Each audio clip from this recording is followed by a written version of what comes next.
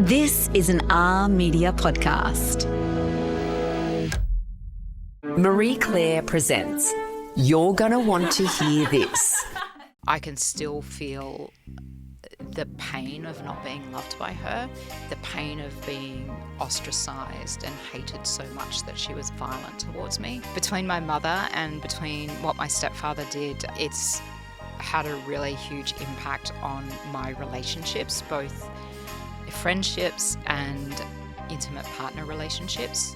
Not to say that all men are violent, but it is to say that all men need to own this problem. The detectives said to us that they were investigating the abduction and murder of Stacey Ann Tracy, and my stepfather was the suspect. Hello and welcome. I'm Georgie McCourt, editor of Marie Claire, and this is our new podcast, You're Going to Want to Hear This, where smart conversations are always in style. Today's guest is someone whose work asks us to confront truths that are often uncomfortable but absolutely necessary. Sherele Moody is a journalist, activist, survivor of violence, and the founder of the Red Heart Movement and Australian Femicide Watch. For over a decade, she has been documenting every known Australian woman and child who was killed by violence, ensuring that their names, their stories and their lives are never reduced to numbers or forgotten headlines. To date, she has documented over 3,000 deaths. It is a number that is far too high. And as you're going to hear today, her work is deeply personal. When she was just 19 years old, she discovered that her stepfather had murdered two young girls, 5-year-old Sandra Dorothy Bacon and 9-year-old Stacey Ann Tracy. Of course, that moment changed the course of her life, and today through the Red Heart Movement and Australian Femicide Watch, Sherele has created the most powerful living memorial to the women and children lost to violence in Australia. Her work reaches millions of people each month and supports families, advocates for change, and demands accountability from institutions and governments. Sherele's mission is simple but urgent: to ensure that these women and children are seen, named, remembered, that their stories help to create a safer world. This is a story that is going to stay with you. And before we begin, a note that this episode includes conversations about violence against women and that these topics may be distressing for some listeners. So please do take care while listening. Let's meet Sherele Moody. Sherele, I want to start at the beginning because it obviously informs so much of what you do and who you are. I'd love to go back to your home growing up. What was your relationship with your parents like, and your siblings? How many did you have? It was chaos. It was very bad. My parents were very abusive, and I was born in a little town. The welfare authorities came to check my parents' house, and it was very bad. And they took myself and my 3 big brothers away. So myself and my eldest brother went to live with one foster family here in Sydney, and my 2 other brothers went to another foster family, and we were there for 2 years, and I was literally weeks old. Before I was returned to my mum, there was a sliding door moment in my life that would have had me on a very different trajectory. The people who were fostering myself and my brother wanted to adopt me.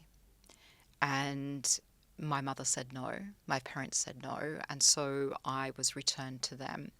And it was a very violent household. I spent the formative years of my life navigating violence, sexual violence, physical violence, emotional abuse. I experienced it the abuse at the hands of both of my parents, and as I grew older, I also experienced abuse at the hands of my siblings. And when I wasn't at home, I would run away. I ran away hundreds of times, and the police would bring me back, and then I would be taken away to foster home or to group homes, and then returned to my parents. And so this went on throughout my childhood. And I look back on that now, and I think about that sliding door moment and how different my life would have been. But I also look back on, if that sliding door moment had have happened, I wouldn't be here now, and I certainly wouldn't have the resilience that I have. But there was another sliding door moment, and that was when I was around 12, 13 years old. I went to live with my grandmother. My grandmother is a Gamilaroi woman from the Coonabarabran and Coonamble area of New South Wales. Everyone knew her as Righty. I knew her as Nan. Her husband died when she was 55, and she suffered extreme violence at his hands. when he died, her life became a life of freedom and happiness, and she did everything that she wanted. And I was lucky enough to go and live with her at a little point in that life. And so I saw this strong, powerful black woman who overcame the odds, and that very much influenced, I guess, the person that I would become. And so I lived with her for a couple of years. And How old were you then? I was 13 when I went to live with her in Canamble.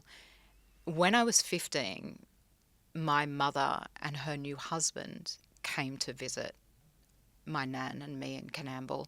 I hadn't spoken to my mother for a couple of years. She wasn't someone that I wanted a relationship with, but there was also this part of me that wanted to be loved by her and known by her. And so she, they came to Canamble, and she came with this man, very tall, large man with a big beard, and his name was Barry Hadlow. And they'd married, and she said to me, "We really want you to come and live with us in Queensland because we want to be a family." And so... This is after years of you living away in foster homes, and she decided with him that they wanted you to return. Yeah, and can you imagine, like, a 15-year-old girl who had just suffered throughout her life at the hands of this person suddenly being wanted by this person? You know, you don't, even though I had a fear for her, there was this thing where I needed to be wanted by her, where I needed to be loved. And so I said yes. And I think that was a bad decision on my behalf, and I went. I did go to live with her. You were so young, and we want the validation and love from our parents. Yeah, I can still feel the pain of not being loved by her, the pain of being ostracized and hated so much that she was violent towards me. That kind of sat with me my entire life. You know, it just sat there, and I would admit that for a long time there were days when it was hard for me not to think about her. So I basically would think about her constantly. My mother died about 2 or 3 years ago. I can't even remember the date. I think it was about 3 years ago. And a big weight lifted from my shoulders. The day I found out she was dead, something changed. Something fundamentally became different within me. And that wanting disappeared. It was no longer there. And also that thinking of her constantly was gone. So, you know, I rarely think of her now. If there's a conversation around her, that's when I think about her, and then it's gone. But for me, it took her dying to get closure and to get freedom from that. She was violent against you. She was abusive towards you, and I think a lot of victims of violence as well feel that way when their perpetrator is no longer on this earth. Yeah, it feels like you can finally spread your wings, that no one's going to clip them. And it feels like you're not beholden to them anymore. You're not beholden or seeking that validation or love or trust or any of those things, or pride. What about your dad? His violence towards us was not as bad as my mother's. There were times when he could have made a difference in our lives. He could have actually taken us away. We would have been safer with him for sure. He was a sawmiller, so he worked away from home. And even though he knew the violence was happening, even though, you know, the authorities were involved, and so he knew there was no way that he couldn't know about this, he just didn't take us away. And so we were just left there to deal with this person who was really volatile and dangerous. And for me, I think one of the hardest things for me to navigate with my father is it's not about love, but it's about a betrayal, that he didn't ever make the move to put us into a safe environment. His lack of action has made that worse, because it feels like we didn't have any value to either parent. People would say to me, well, you should forgive him and move on, but I can't do that. It's very hard to move on. It's very hard to forgive. And there's a part of me, so he's about 85 now, and there's a part of me thinking, it won't be long until he dies, and then that weight goes from me, which is a really horrible thing to think. No, but I completely understand it. Every year I go, right, he's a year closer to death. It won't be long now before I can stop thinking about this.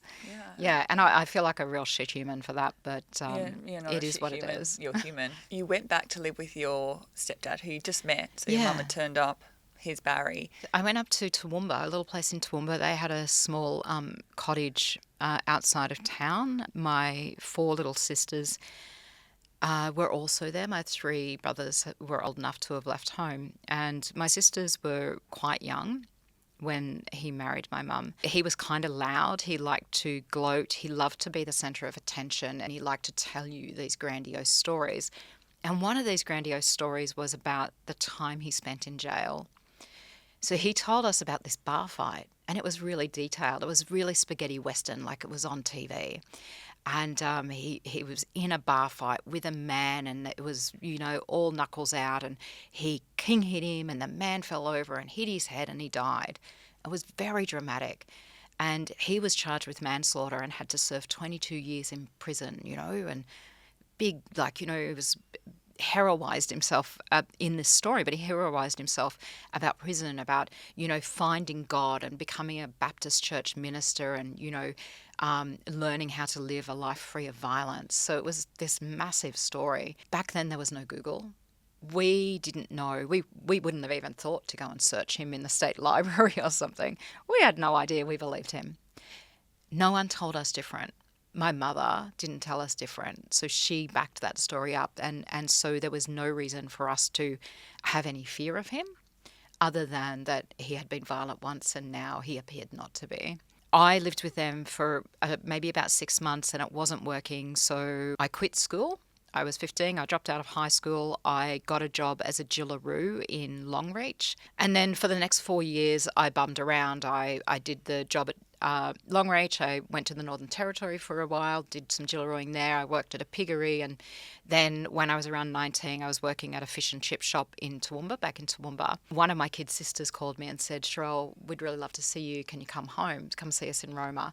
And I loved my kids' sisters. I thought they were amazing. And so I got on a bus and I went to Roma. And that afternoon, he picked me up at the bus stop. It was about 4 p.m.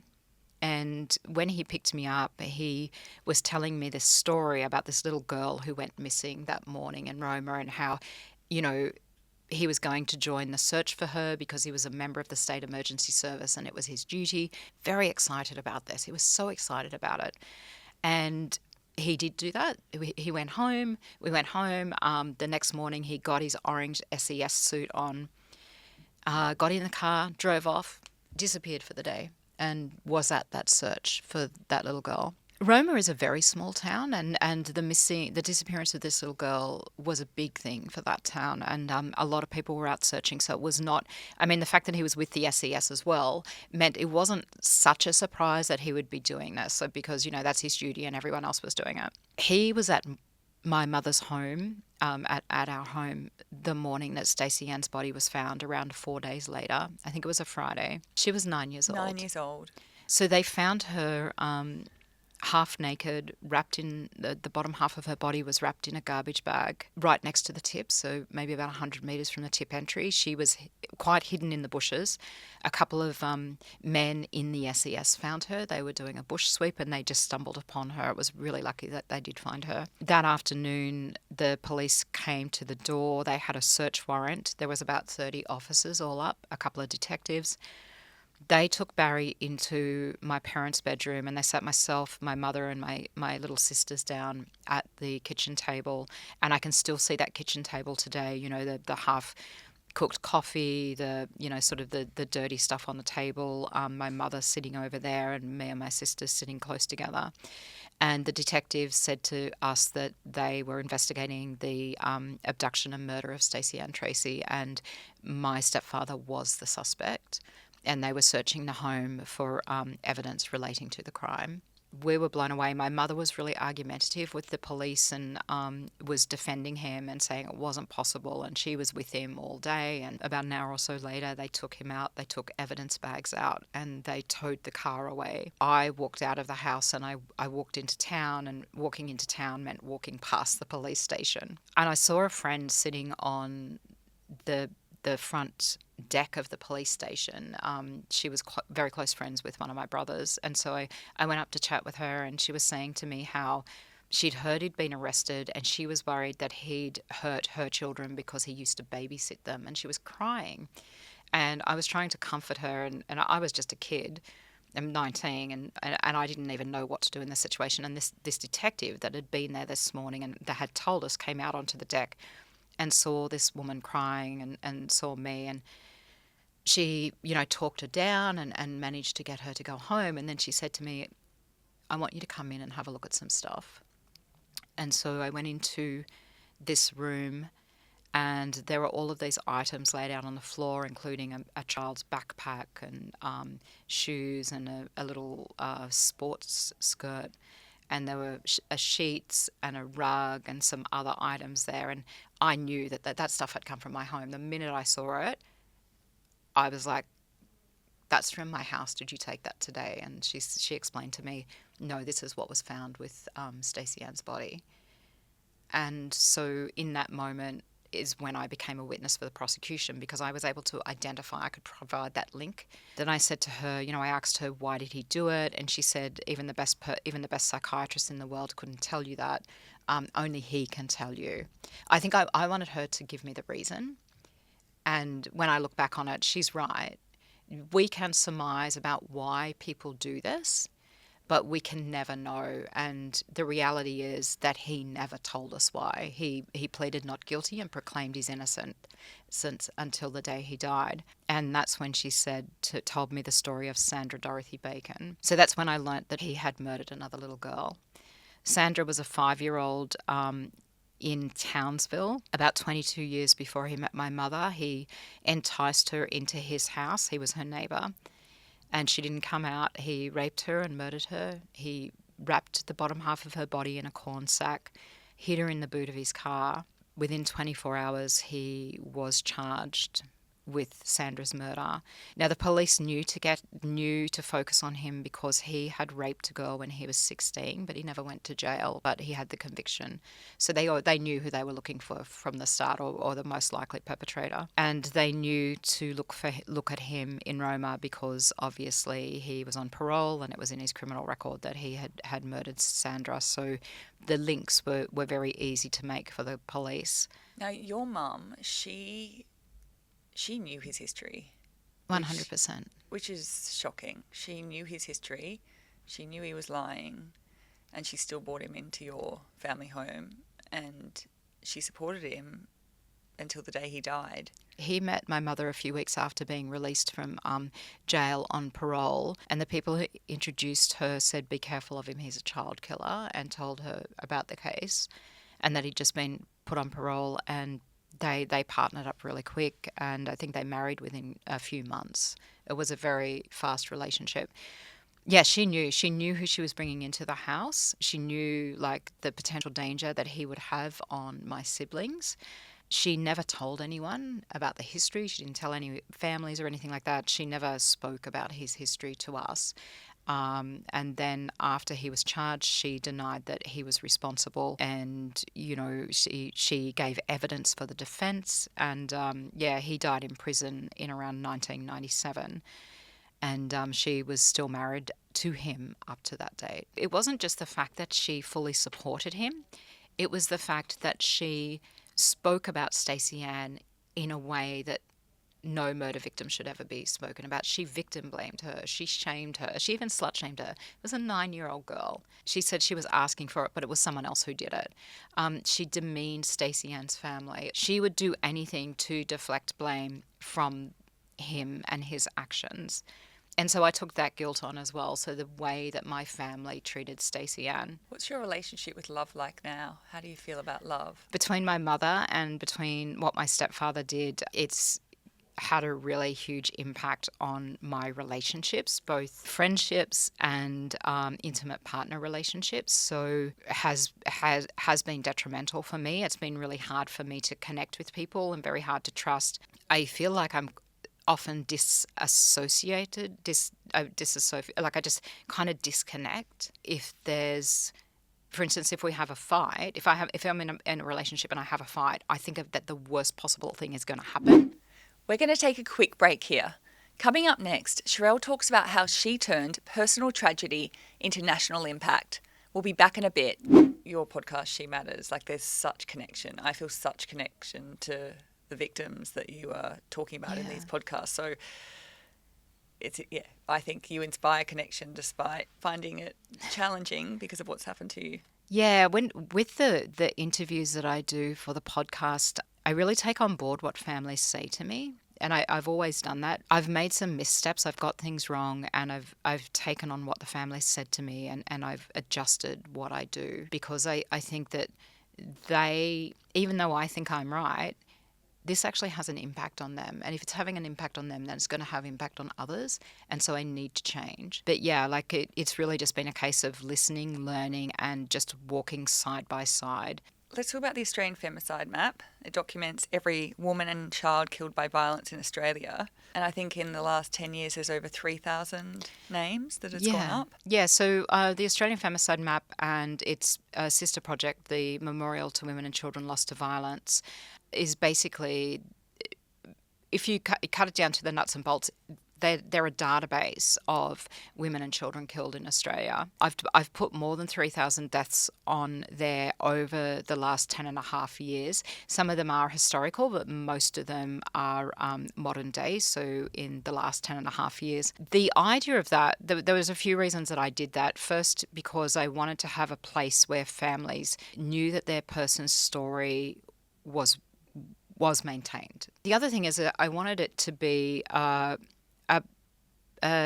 searchable database so that people could go and have a look at the stories, they could read the stories, and they could understand how we fail these victims, how they were failed before their deaths, how they failed afterwards. What has come out of that as a result of doing this, I've been able to count deaths. So count them. I believe my count is the most accurate in Australia. We need to know, we need to see this. We need to have at the end of the year, we can't, I know that the Australian Bureau of Statistics released data and the Australian Institute of Health and Welfare releases data, and then there's a couple of other government projects that release it. But the reality is that those data collections do not actually look often at deaths where they're misidentified, deaths where there's no homicide charge. So they actually miss a lot of the deaths that I pick up. So if you have this in real time, it just keeps letting people know that this is happening, because often if we don't have the count,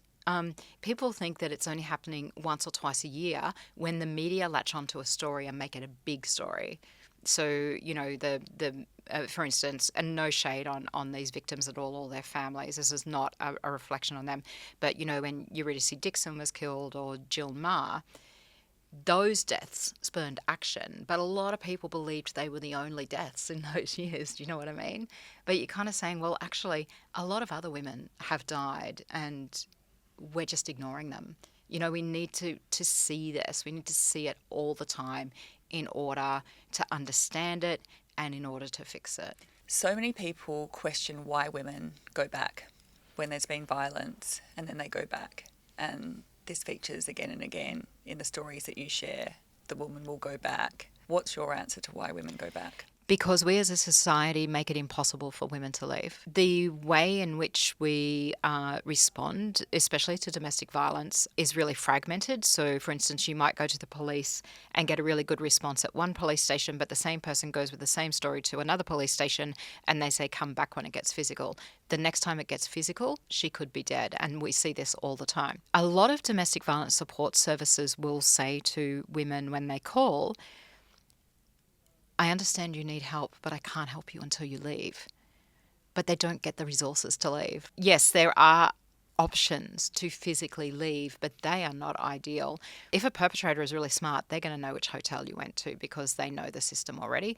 Then we have to talk about the limitations for women with disability, women who are Aboriginal, women from ethnic communities. So we have language barriers, physical barriers, connection to community barriers. With Aboriginal women, you are asking them to leave their land, the thing that they are connected to, their community, their land. That you're asking them to break a connection and go live somewhere else, and that is really hard to do for Aboriginal women. Male violence against women is the problem. Female violence against women is quite low. It's not to say that women don't hurt women. I mean, I obviously had an abusive mother, and I've never shied away from that truth. But I know the reality, what the statistics are, that mostly women are going to be harmed by men. Male violence is the problem.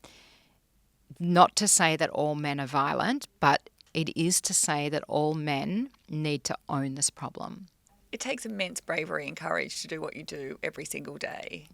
Does it ever get too heavy, and what's the emotional toll?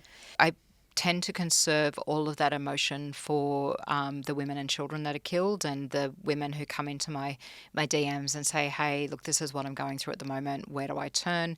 I tend to try and save all that emotion for the people who deserve it. It makes me despair that these men are doing this, and that, no woman likes to be have her looks ridiculed or anything like that. So it's, that had used to have a big impact on me.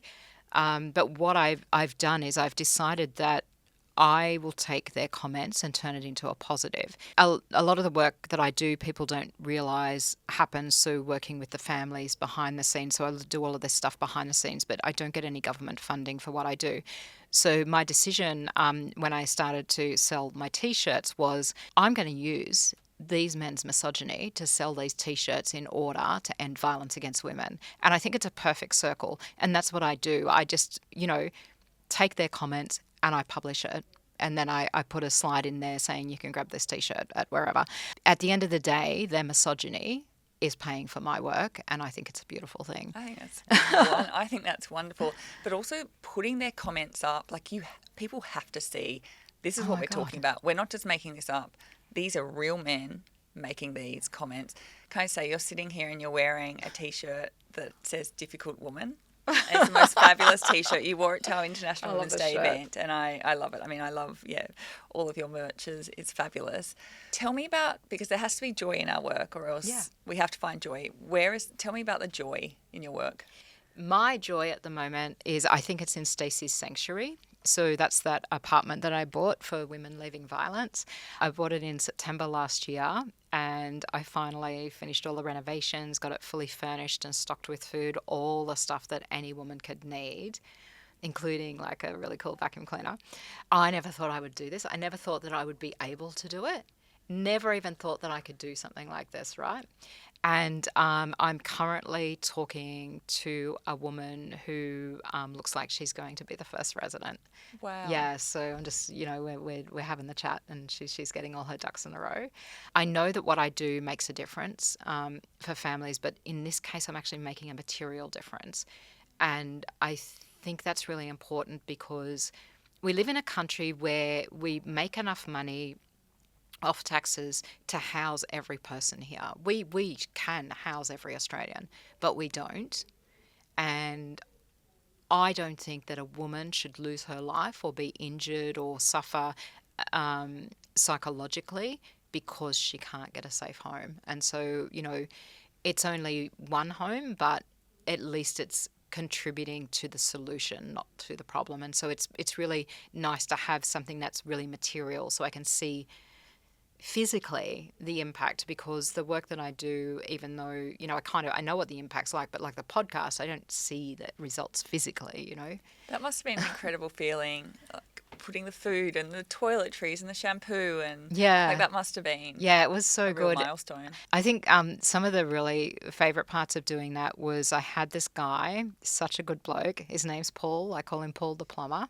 And when I announced that I was doing this, he contacted me and said, I want to do all the plumbing for free. And he did all the plumbing for free. And he got me a discount bathroom cabinet. He actually donated the new toilet. Like, he was so fucking amazing. Didn't want anything in return. Like, I kept on trying to pay him and he wouldn't take the money. And he's just, honestly, this is the kind of guy that's going to make a difference in the world, that does make a difference in the world. Then there's the dad to Courtney Anderson. I've been working with Courtney's family for almost 2 years now, since she died. Don, her dad, and Christy, her stepmum, came to Melbourne the other week, and he's an electrician, and the oven needed some work, and he fixed it. Like, he spent ages fixing it. He put in some picture hooks for me. He did all of these little jobs around the apartment that I couldn't do, and I would have had to pay for a carpenter for. Like, he literally came to Melbourne to do it. And all they would take in return was a sandwich, and then they wouldn't even let me pay for that. What a legend. So Don's amazing, and he and Christy, before Courtney's death, they weren't at all activists, and now they've said to me, now we've lost Courtney. Now we've had to fight so hard for her. We're finding ourselves wanting to be in the activism space. And then also, I have to say this, Taylor Black and her baby daughter, Murphy Margaret, were killed in 2023. I think it was in Rockhampton. Taylor was an awesome artist, and her parents are still going through the legal process, but they also set up a little foundation in Taylor and Murphy Margaret's name, and it's called Be Kind. They have sent me 2 of Taylor's paintings to hang on the wall. So, you know, there's just these moments in this whole process where community has come together and just... Yeah, that kindness and that connection from other people. And there are, like, and that's through Marie Claire. Like, I meet so many good people. Yeah. And we tell so many hard stories, but there's so many great people doing good things. And that offsets all of the stuff that's really hard. I think, like, you just, I could be attacked by 30 abusive men on the internet, and I just have to think about Paul, and it's like, there's a good guy. You know, I can go, there's Paul, or there's my mate John, or, you know, it could be a really hard day documenting femicide, and I just think about the families and what they're going through, and I think about the strength that they have. So, you know, like Rosie Batty setting when she set up the Luke Batty Foundation, the strength to do that and to front the media. You just think about those things, and they offset anything that you may be feeling and kind of help push you forward. Rosie Batty is... Oh my God, she's just such a queen. She's an angel. Yeah, she's so good. And Grace Tame and Brittany Higgins, and there's so many names, and you just think about them, and you just kind of keep moving forward. I think the cost of speaking out, no one will ever understand that unless they've been the ones to speak out, and all of those women, it's been an enormous personal cost, and they are incredible, extraordinary. Sherele, I want to finish with a couple of quick questions. Can you recall the most outrageous act of misogyny in your life? Well, I would say the most outrageous act of misogyny I ever faced was when in 2018 people found out where I lived and came to my home to harm my pets because I spoke out about domestic violence and the impact of a bushfire on domestic violence perpetrators. I think that's the worst act of misogyny I've ever faced, personally. They came to your house? Yeah, they came to... So they poisoned a pet. Police were involved, charges were made, and my work had to make me secure, because I spoke out about the impact of natural disasters on domestic violence survivors and perpetrators. So because I spoke about that. So that was a deep act of misogyny. That was a deep act of men hating women. I can tell you today's best act. So today, Kate McCarthy is an AFLW player and a presenter on Channel 7's, one of Channel 7's footy shows. She has tattoos on her arms, and a man put a video up. He recorded himself talking over footage of her presenting on the weekend, calling her a mole and the C word because she has tattoos. Like, the fact that this guy posted this and has a laugh, and I was just sitting there going, I just could not. Like, today I woke up to that. So yeah, I think I have to say that's my act of misogyny for the day. Ask me another one tomorrow. What does being a difficult woman mean to you?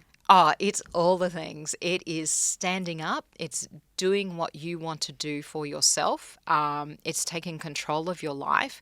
It's making people feel uncomfortable about bad stuff that we can prevent that shouldn't be happening. Basically, being a difficult woman is any woman who upsets the status quo, even in the smallest way. It doesn't have to be a big deal. It doesn't have to be in your face like me. It can just be, arguing with your boss or telling your neighbour to get stuffed. Like, it's just swearing. Even swearing makes you a difficult woman. On my wedding day, my dad described me as feisty. He's like, saying some lovely things. Yes, but she's very feisty, and I love that. Oh, I'm like, that is so powerful. Because I am. Yeah. And I would say feisty is also difficult, but I just love that because it was my dad's very gentle way of saying that, his daughter has an opinion. Yeah. And she's not afraid to share it. Yeah, and look, I think that's a really, I believe that he probably said that in the nicest way, but really feisty is kind of like it's also a derogatory word used for us. But I reckon your dad's probably moved along from that language and now says that you have an opinion and are not afraid to back it. He definitely knows that I do. What pisses you off right now? There's many, many things for women to be pissed off about. What pisses you off? The biggest thing that's pissing me off is government inaction on femicide. We know that it's a deeply huge problem in Australia. We know that the government's idea of the number of women killed is very different to the reality. It just feels like there's no buy-in from the government, or the buy-in is limited. There's so much more that we can be doing. And when I talk about government, I'm not just talking about the federal, I'm talking about it at a state and territory level. I think one of the biggest examples of how unimportant the violent deaths of women is to a government is what happened in Victoria a few weeks ago. Victoria's lost 5 women to violence this year. It's currently the highest number of women killed, and we lost around 15 women last year, and a significant amount in 2004. So it's a very high femicide toll. The Premier of Victoria did not lay a wreath of flowers for any of the Victorian women killed last year or any of the Victorian women killed this year. However, she did lay a wreath of flowers and she cried tears, and she attended a memorial for a man who was killed in Victoria earlier this year. And that says to me how important women really are to government. That's not good enough. It's just not good enough. And I understand why she did it, because the media reporting around his death was extremely high. There's been almost no media reporting around the deaths of those 5 women or the ones last year. But what it says to me is that women just are not important enough for the Premier to lay flowers and, cry some tears. If you turn up for one person, turn up for all of them, or just don't turn up. That's always been my mantra, and I think it should be the mantra of every Premier and the Prime Minister. You don't get to choose who the victim is. You don't get to choose who's worthy and who's not. But you do, and that is wrong. The name of this podcast is You're Going to Want to Hear This. So last question, what is one message you want everyone listening to hear? I'm looking at your the tattoo on your hand, Stop Killing Women. Well, Stop Killing Women, that's quite a good one. And She Matters. Yeah, I got my hands tattooed on the weekend at a little music festival for women. Oh my God, yes, on the weekend? It literally is a tattoo. It yes. is? So I've been wanting to have this pair for ages. Like, that's literally my 2 that's tattoo mantras. fresh from the weekend. Yeah. Oh my God, wow. So it looks it's gorgeous, healed very well. Yeah. I've got a tattoo of a dolphin that I got my first removal session on the weekend because you got to remove? It's a dolphin. Oh, you need to upgrade to something much more. I think I need something a bit more powerful. Yeah. I highly recommend this. Didn't hurt much. It was, and it only cost $200. Thanks, Valentina. Right. I think my message is this: women to be yourself, be difficult, don't let the status quo win. Be there for all of our sisters and just live the best fucking life that you can. Sherele, thank you so much, and thank you so much for all the work that you do. Oh, thank you. I was going to say my message was stop killing women, but... You've got that tattooed onto you now, so you're fine. Thank you so much. Thank you. Sherele, thank you, not just for your time, but for your honesty, your courage, and the work that you continue to do every single day. I know that this is not easy listening, but it is essential listening, because behind every statistic is a life, a family, a story, and as you've so powerfully shown us, none of them should ever be forgotten. If this conversation has stayed with you, and it should, then don't let it end here. Read, learn, speak up, support the organisations doing this work, and most importantly, challenge the language, the systems and the behaviours that allow this violence to continue. This has been You're Going to Want to Hear This, a Marie Claire podcast, where we bring you the conversations that matter most. If you found this episode impactful, please share it with someone in your life, and don't forget to follow, rate and review wherever you listen. I'm Georgie McCourt. Thank you for listening. This pod was recorded on Gadigal land. We pay our respects to their elders, both past and present.